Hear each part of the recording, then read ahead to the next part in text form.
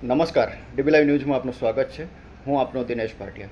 આજે એક ખાસ ચર્ચા તમારી સાથે કરવી છે કે આપણે ક્યારેક ને ક્યારેક અંધશ્રદ્ધા અને શ્રદ્ધાની વચ્ચે એવા અટવાતા હોઈએ છીએ કે એની અંદર આખરે શ્રદ્ધાળુને લૂંટાવાનું રહે છે, છેતરાવાનું જ એના ભાગે આવતું હોય છે અને આવા ઘણા બધી ઘટનાઓ આવા બનાવો બનતા હોય છે. હમણાં ઘોગંબા તાલુકાના જ એક ગામડાનો ભાઈ મને મળ્યો અને એ ભાઈની પત્નીને મસાની તકલીફ હતી. હવે એ ભાઈએ પોતાની તકલીફ મારી પાસે રજૂ કરી અને કીધું કે સાહેબ મારી વાઈફ એટલે કે મારી ઘરવાળી બીમાર છે, એટલે બહુ ખર્ચા થઈ ગયા, એટલે પૈસામાં તકલીફ છે. તો મેં એને થોડું એના ઊંડાણમાં ઉતરી અને પૂછ્યું કે વાઈફને શું તકલીફ છે. તો એણે વાત કરી કે મારી ઘરવાળીને મસા થયા છે. તો ઘણી બધી દવા કરી પણ કંઈ સારું થતું નથી અને હવે ઓપરેશન કરવાનું કહે છે.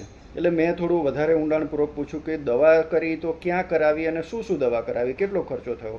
તો એ ભાઈએ મને કીધું કે આણંદ વાસદ બાજુ કોઈક માતાજીનું મંદિર છે અને ત્યાં કોઈ ભૂવી છે, એ ભૂવી પાસે ગયા હતા અને એ ભૂવીએ એની પાસેથી 10,000 રૂપિયા લીધા. અને મેં એને પૂછ્યું કે તમે શું કર્યું આની અંદર એમણે તમને.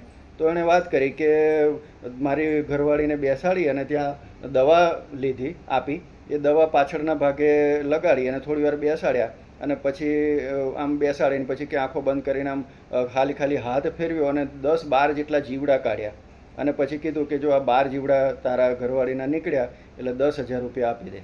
આવી રીતે 10,000 રૂપિયા એણે લીધા.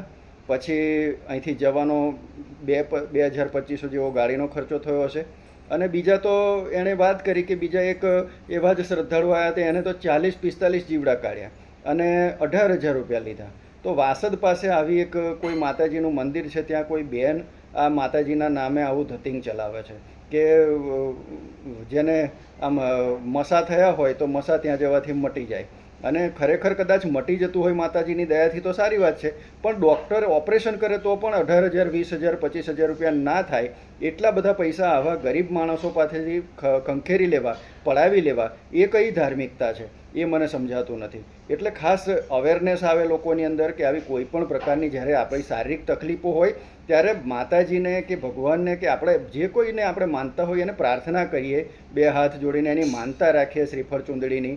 પણ આવી રીતે કોઈનાથી છેતરાઈ જઈએ એ તો સારું ના કહેવાય. અને કોઈ માણસ આવી રીતે ભગવાન કે માતાજીના નામ પર લોકોને ઉઘાડી છેતરપિંડી કરે અને પછી દાદાગીરી કરે કે નહીં આપું તો આમ થશે તેમ થશે, આવી ધમકીઓ બતાવે, બીવડાવે, ડરાવે.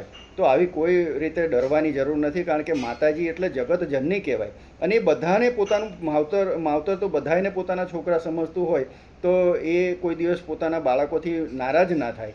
મા બાપ છે, એ છોકરું ગમે તેટલી ધમાલ કરે, ગમે તેવું વર્તન કરે તો પણ મા બાપ કોઈ દિવસ એનાથી નારાજ ન થાય. તો માતાજી એ આપણી માં કહેવાય, આખી જગતની માં કહેવાય. એ કોઈનાથી ક્યારેય નારાજ થાય નહીં, રૂઠે નહીં. એટલે આવી કોઈ બીવાની કે ડરવાની જરૂર નહીં. પહેલી વસ્તુ તો આવું જગ્યાએ જવાય જ નહીં.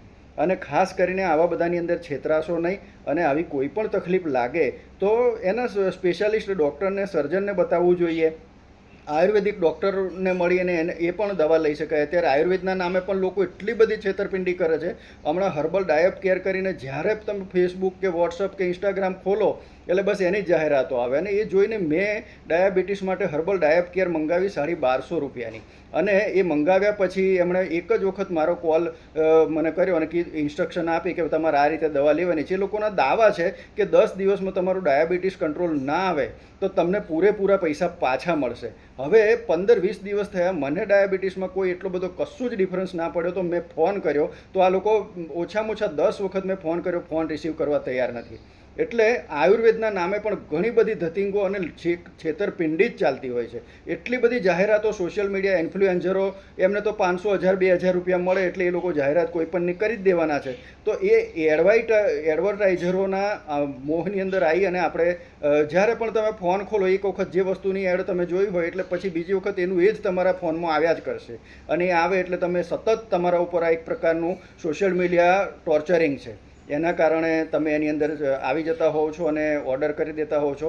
તો આવી કોઈ પણ વસ્તુની અંદર છેતરાતા પહેલાં એના નિષ્ણાત સર્જનની સલાહ લેવી અને આપણા પૈસા જે આપણે મહેનત મજૂરી કરી, કાળો પરસેવો પાડી અને કમાતા હોઈએ છીએ, આવા ધુતારાઓની પાસે ન લૂંટાઈ જાય એનું ખાસ ધ્યાન રાખીએ. વિડીયોની અંદર તમારા અમૂલ્ય સૂચનો કોમેન્ટ દ્વારા જણાવવા વિનંતી.